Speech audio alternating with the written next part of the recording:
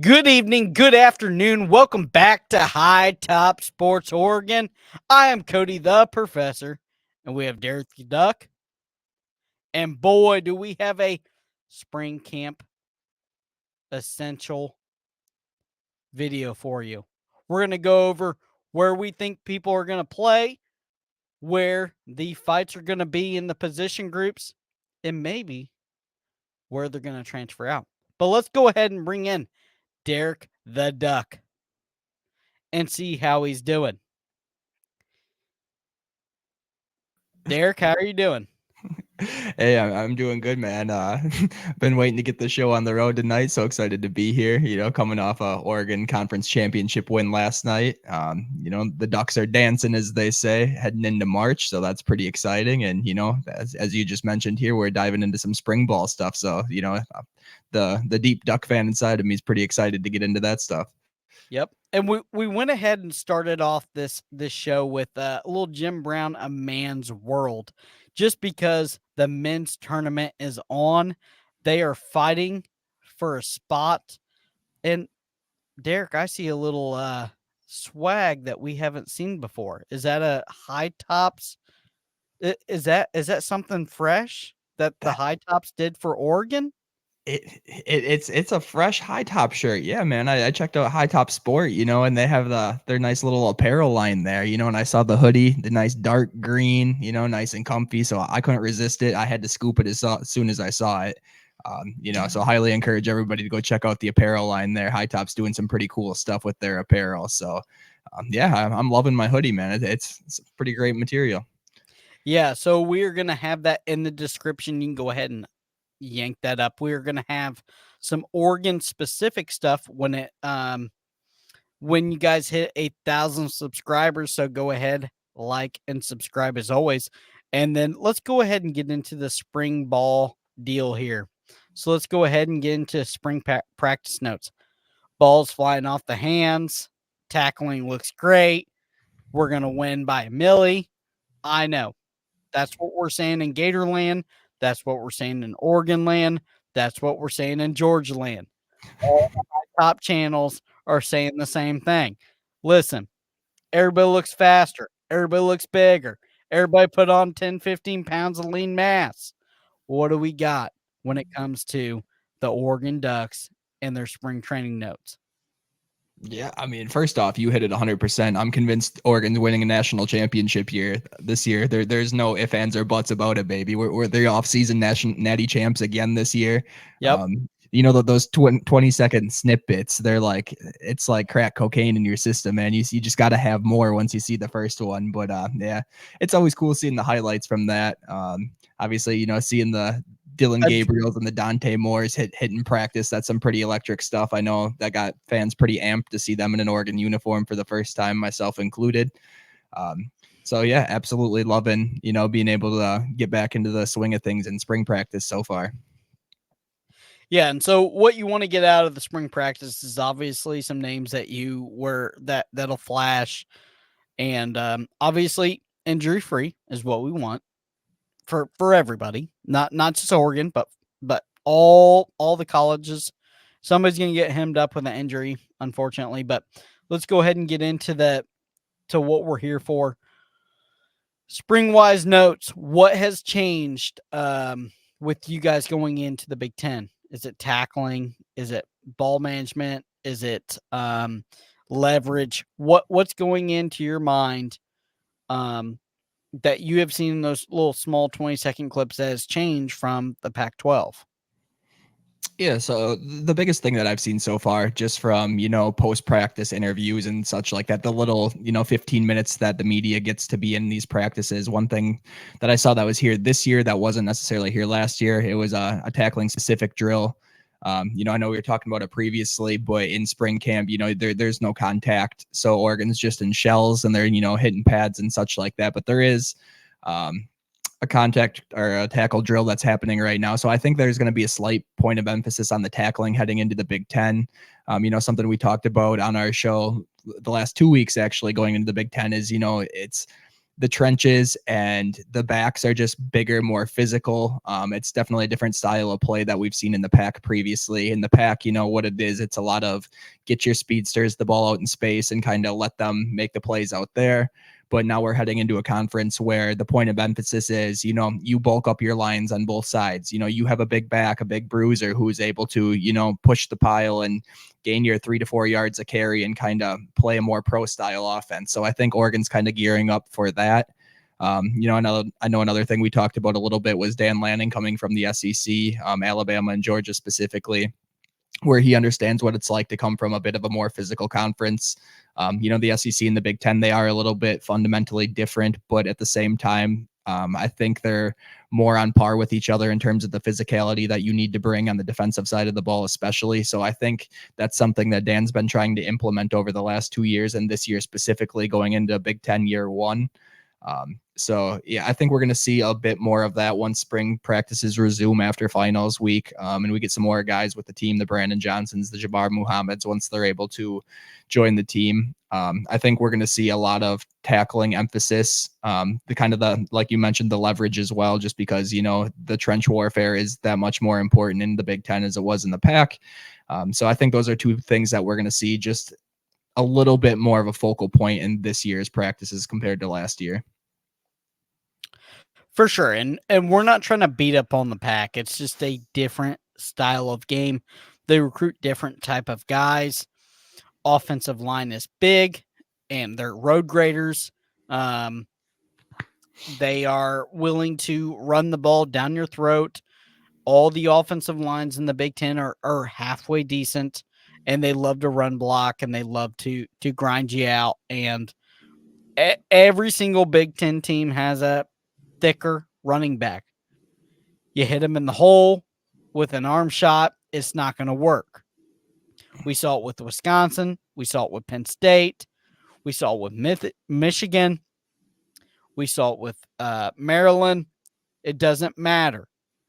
All those running backs are lower center of gravity.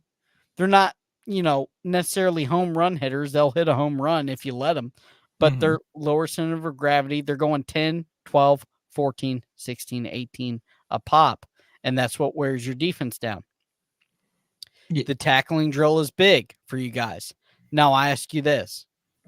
Is your defensive line, what you saw in the spring so far, ready for that Big Ten rushing attack? You know, I think there's going to be an adjustment period that needs to take place. So I'm not going to come out here and say, you know, I think the defensive line is going to absolutely dominate just because there's a lot of moving parts and new pieces coming into this year. What I will say, though, is I think what has been recruited to Oregon over the past 2 defensive cycles in particular, and kind of what's on the roster right now, it is these more bigger body guys. You know, obviously, Oregon likes to recruit these guys who are a bit of a more of a hybrid. They're able to move around and, you know, they still show their flashes of speed, but I think the defensive line in particular is a little more bulky than what we've seen over the last 10 years from Oregon. So I would say, I think they are. I think, you know, they have the body type and the mentality and kind of the roster makeup to be able to compete at that level and at that physicality. It's just a matter of, you know, who we're actually going to see on the field and kind of what they're able to bring on to the table on a consistent basis. You know, we know like guys like Jordan Birch, he's got that Big Ten size. You know, Mateo, he was a true freshman last year, had plenty of playing time. We're going to see it exponentially increased again this year. He's once again got that bigger frame that you would expect to see in the Big Ten. It's just the guys like the Ben Roberts, the Amari Washingtons, the Michael Gardners, who, you know, we'll get into that one in a little bit, but it's like, it's those guys who are even more essential. You know, it helps bringing in guys like Jamari Caldwell, who is a big body tackle from Houston, all conference guy there. So that kind of tells me, you know, they address that through the portal, understanding what the body type is that they need to be successful at this level. So I think they're on the right track. It's just a matter of now taking that potential and, you know, executing it, developing it, and putting it on the field in a final product. So I'm very hopeful. But to this point, I think there's still a little growth that needs to happen on the defensive line before I can confidently look in the camera and say, you know, the defensive line's capable of truly dominating in the Big Ten. All right. So we're going to go back to position battles. A lot of battles coming up. Maybe some guys are going to transfer out. We're going to talk about that. But let's go ahead and get into the position battles of what you think is going to happen. What we think is going to happen. Obviously, there's only so many slots, special teams, everything. Let's Mhm. go ahead and get into position battles. Yeah. So, I mean, one thing that I know people are going to see the screen and look at right away, and they're going to say, well, what about the quarterback position with Dylan Gabriel and Dante Moore?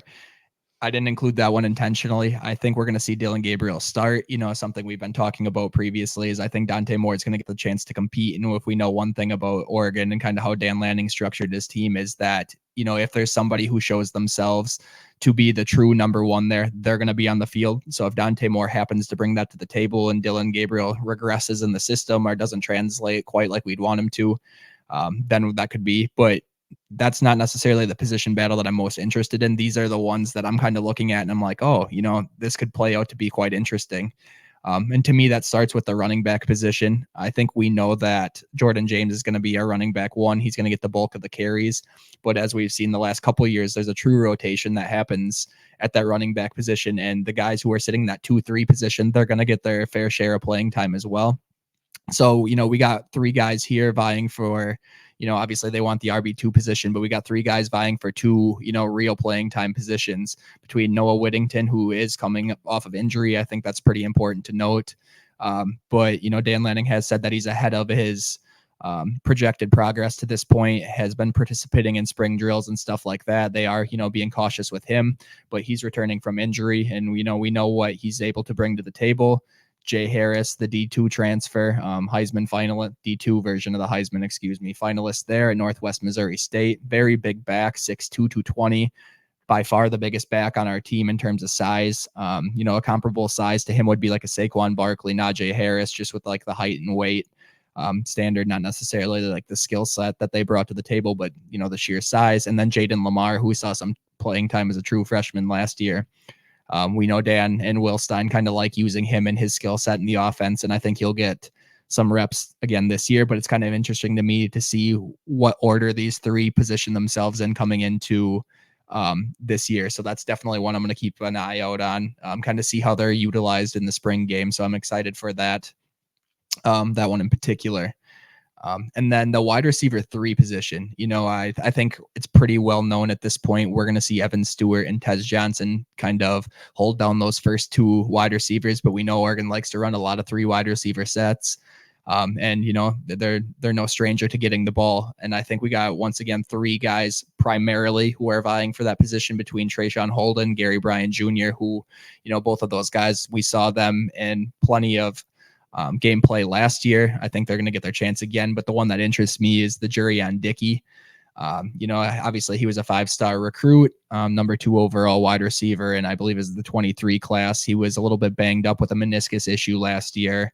Got healthy toward the bowl game, and we saw him for a few plays there, but he didn't really get out the opportunity to show what he brings to the table. And I think what we've seen and heard from practice this far is that he has bulked up a little bit, and they're really impressed with what they've seen to this point. Now, mind you, it's just spring practice, but it is kind of exciting to know the potential he brings and that that's starting to be realized a little bit. In my opinion, I think we're going to see Trayshawn Holden in this role the most. I expect a nice little jump for him in terms of his production and his skill set.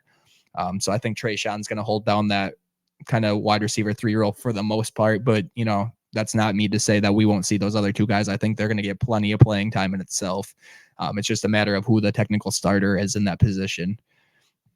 And then the one that is the most interesting to me is this defensive tackle position. We were talking about the importance of the defensive line heading into the Big Ten, and how important it is to stock up on your trenches and have great defensive line play, especially in the league such as the Big Ten with these bigger backs. But we got Ben Roberts, Amari Washington, and Michael Gardner, who are my 3 guys that I think have potential to start in this role this season. Ben Roberts is a guy who's been around the program for a couple of years now. Same with Amari Washington. And those guys in particular, they were guys who were gaining a little bit of traction in terms of what we are hearing out of practice last year. I think they're going to get the opportunity Michael Gardner included. But I think Ben Roberts is kind of the early leader here. He's a guy we've been hearing a little bit about coming out of spring ball and just kind of the attitude and the skill set that he brings to the table. I think he's kind of an early leader for that position, but there's definitely a lot to be seen and kind of see how that plays out as well. And then the edge rusher 2 position, we talked about how Mateo, he's pretty much locked into that edge 1 role. I think we know we're going to see him in bulk all year long. I expect to see, number 10 on the field for the vast majority of snaps this year, but it's like what's coming behind him. With the Blake Purchase, the Amarian Winston, and the Elijah Rushing. Obviously, I know people are very familiar with Elijah's rushing story, coming from Arizona. He was an Arizona commit at one point. There is a little bit of intensity when he flipped his commitment from Arizona to Oregon. I know a lot of their fans were being not so kind to the family and such like that. So that kind of tells you the caliber of player. They were pretty excited to have him. So it was a big win for the Ducks to be able to flip him just with all the potential and the size he brings to the table. But the guy I think who we're going to see here primarily in this edge 2 position is probably Blake Purchase. He was a former number 1 recruit out of the state of Colorado.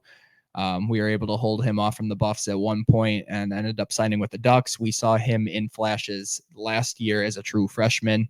And I think he's going to have his opportunity to, see substantially increased playing time this year. I really like the skill set he brings to the table. He gets in the backfield really well, definitely has a nose for contact. So that's definitely kind of the attributes that you're looking for in someone in that position. And I think he's going to end up walking away with that role to this point. And then arguably the deepest room that Oregon has is that cornerback position. We obviously saw quite a few transfers come in from the cornerback room between, Jabbar Muhammad, who we expect to be the CB1 this year, Cam Alexander from UTSA, absolute lightning bolt on the field, Sion Lalea, JUCO transfer. I think he was the number 1 cornerback in the JUCO class this year. And then 2 guys that we're already familiar with, Dante Manning and Jaleel Florence. Florence being the starter last year aside Kyrie Jackson. So we have these 4 guys who are vying for a starting position here. What I think at this point is I think we're kind of looking at Cam Alexander in this role.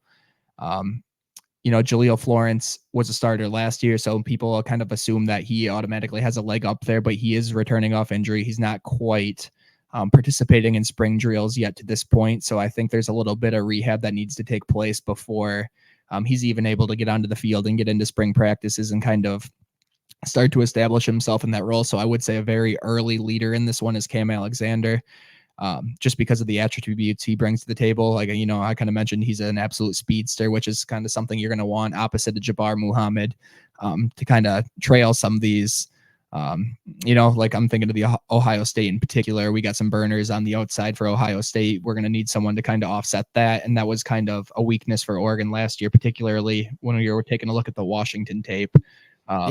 Speed and plenty of talent on the outside, and that's ultimately what ended up biting Oregon.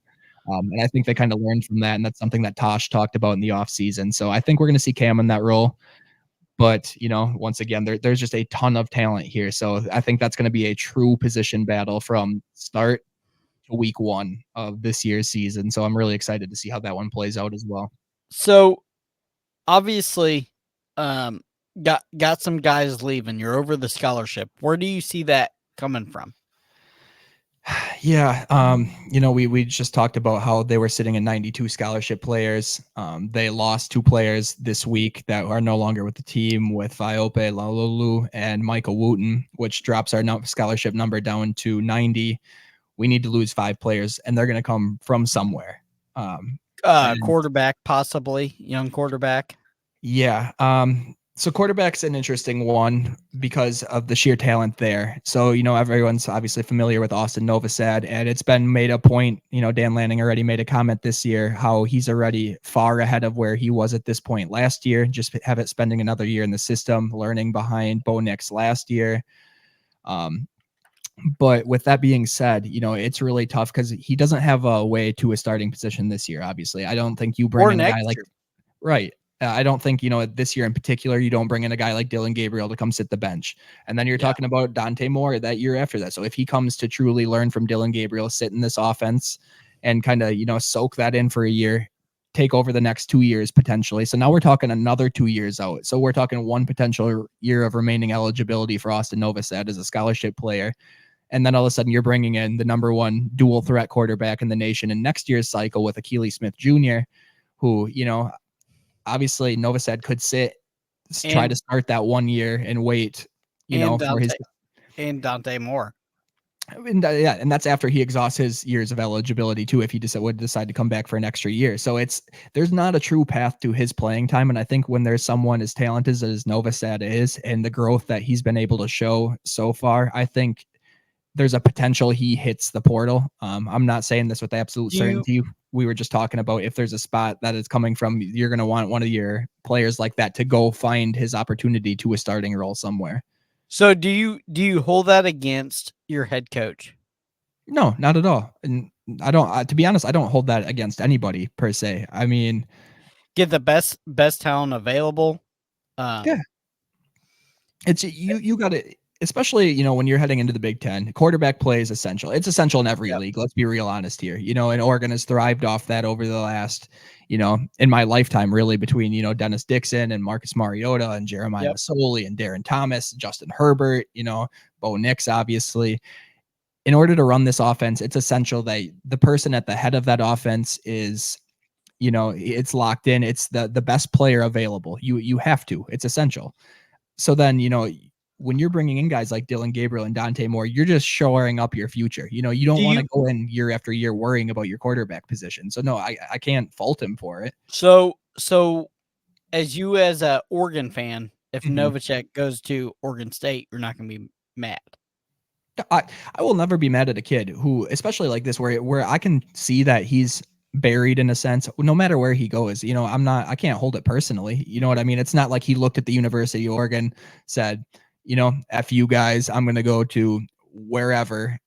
It's a kid who's ending up doing what he thinks is the best for him. He's got to have the opportunity to, showcase his talents in a starting gig somewhere if he wants to project at the next level. Because I'm assuming, if he's playing at this level at a university like Oregon, his ultimate goal is to make the NFL someday. And to do that, you need to be exposed. So if he transferred to like an Oregon State, even a Washington, I would be disgusted by it just sheerly off the team that he's playing for and the colors. But I can't look at the kid and say, hold it personally. He's just doing what's best for him in that moment. So no, I would never hold it against him for doing something like that. But ultimately, I could see him going back to one of the universities in Texas. He was originally a Baylor commit. That there's an opportunity for him to have a starting gig over the next 2 years. Texas Tech, SMU. SMU. We talked about that one recently. SMU, they're absolutely loaded in the NIL world. So I wouldn't be surprised at all to see them gaining some interest from a university. Oregon. Even maybe a smaller school out west, like Colorado. Coach Prime can go snatch him up for a guy after Shedeur. There's plenty of spots for him. But it's good that you guys don't hemorrhage him for if he does transfer out, because there's going to have to be some transfers because you're over the transfer limit. Yeah, and when you're like, I know this has been a conversation we've had recently as well. It's like when you're bringing in the sheer amount of talent and numbers that you're going to have these higher profile, if you will, guys who are going to end up having to hit the portal. So, what comes to my mind is like the University of Georgia, Alabama. We see it every year where they're like, oh, Alabama, 4 former 5-star recruits. Well, what people are just like, somehow forgetting is they're also replugging it in with talent on the back end. They're bringing in the talent. They're taking the guys who may not have panned out like they wanted to, may take the guys who, just for whatever reason didn't develop properly, or, their playing time window kind of slipped out the wayside. Like they have to go somewhere. They're still extremely talented players. It's just not at that university. And I think that's kind of what's going to end up happening at Oregon, where we're going to see the portal, and it's not because he's bad. It's just because there's so much talent on this roster. Yeah, and so before we get into our next spot, the position battles, the change of scenery is something else. Like it's no different from me and your job. I'm a mechanic for a living. Derek does some medical stuff. If you don't feel wanted, then you're not gonna put out, right? And so it's one of those things where it's like, if I don't feel wanted, I'm not gonna produce like they want me to produce. But if I feel wanted, I'm paying right, and I'm and they're buying me lunch every day and everything. I'm gonna hump a little different. I'm gonna hustle a little different, and that's the thing with these college kids too. It's the same thing, and and I think people need to know that you know um it comes down to you have to cut down to a certain spottage. It's not that we don't like you. It's not that we don't love you, but it's sometimes that you just don't fit here, Hmm. right, Yeah. Derek? Yeah, and I think it's important that fans understand it also goes the other way. You know what I mean? It's not I think fans Some tend to take it some so personally, and it's yeah, not. It's and, never personal. and some people think, oh, he's transferring out, he's a traitor. Well, sometimes they don't have an option. Mhm. The coaching staff said it's best for you to transfer out. It's best for you to take this leg. We're going to give it to you. You can go to, you know, Texas Tech, Texas A&M, um, you know, SMU, Oregon State, Wisconsin. You talked about it. Me and you talked about it. Wisconsin Whitewater. They got one of the best baseball teams in the nation at their level because all the rejects go there that can't make the grades. Right? It's one of those things. It's not that we're shitting on you. It's that you know you're not at this level yet. We're not going to say that you're never going to be at this level. We're not going to Mhm. say you're never going to win a gold jacket. We're just saying this right now. You're not at this level, correct? Yeah, and when you're like at a spot like Oregon and with the talent you have right now, it's not even that serious. You know what I mean? Like Oregon is what they're trying to be is a premier program right now. So, if it's like if you They see a guy who has a window to go play at a Baylor or an SMU, it's not like a shortcoming. It's not looking at him saying it's he's a it's terrible player. let's get straight. It's Ohio State of the West. It is the Michigan or Ohio State of the Big Ten. It's the Alabama, Auburn, Florida of the South.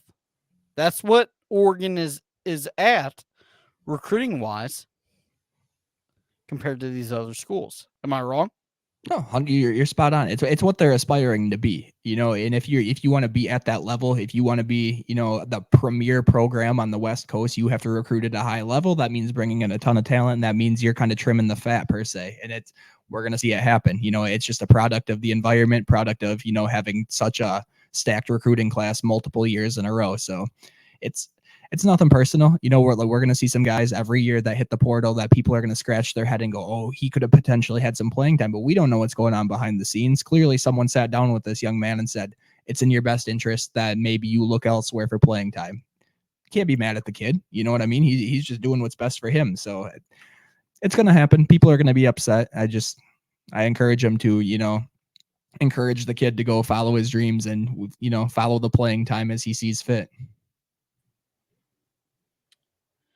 What's the one position group that you really see getting affected by this cut down? Is it special teams? Is it cornerbacks? Is it wide receivers? Is it running backs? Is it something that you see like, oh, like that hurts? Like I get he's a special teams guy, but that hurts bad. For me, it would probably be out that cornerback room. It's so deep, so it's got some fat's going to be trimmed out that Yep. cornerback room, but they're Yep. so talented. So you look at these kids who are going to be And the going out, linebacker room, big nickel room is deep too. right? And usually what you'd It's say like, is, where do you trim the fat? Like, there's no fat left to trim. We want to keep them all. yeah, man. Sometimes when you're trimming the fat, you trim some of the steak too. It's just what it is, man. And it's like, hey, Sometimes you get in a little bit of the backstrap, that like you a got deer. it, man. It's and that's what it's going to be. It's going to be somewhere in the cornerback room. Someone's going to transfer out that's going to go have a great career at another school, and we're going to look back someday and say, "Oh, why couldn't we hold him?" Well, it's not like we didn't want to hold him. It's that we didn't have the opportunity to hold him because of what we have in front of him. It's same with the defensive line. There's a ton of young D-line talent right now. Someone's going to hit the portal. Someone's going to have a great career at an Oregon State, a UTSA, a Baylor, a what have you, and we're going to look drafted. back and say, drafted way high. Yeah, and everybody's gonna be like, "What are we thinking? What are we thinking?" Well, we weren't trimming fat. We were trimming filet mignon. Is what we were trimming. I think what I think of is Trey Benson, ended up going to Florida State, didn't have any playing time in Oregon for the most part, had a phenomenal career at Florida State, going to go be an NFL back somewhere. And Oregon fans still to this day, they look back, why couldn't we hold on to Trey Benson? Well, some fat had to be trimmed somewhere, and he wanted to go somewhere where he had the opportunity to start. He found it. He excelled. We got to be happy for the man. It's going to happen again this year. It's just a matter of where that's coming from. Happens every year. You got it. At least you have the fat to trim. At least that's right, man. Another man's fat's another man's prime rib, Yeah, I hear you. All right, guys. I am Cody the Professor. We have Derek the Duck. Go ahead and go grab that hoodie. It's going to be in the description. High Top Sports hoodie. It's going to be in the merch lounge. And we love you guys. Like, subscribe as always, and we'll see you later.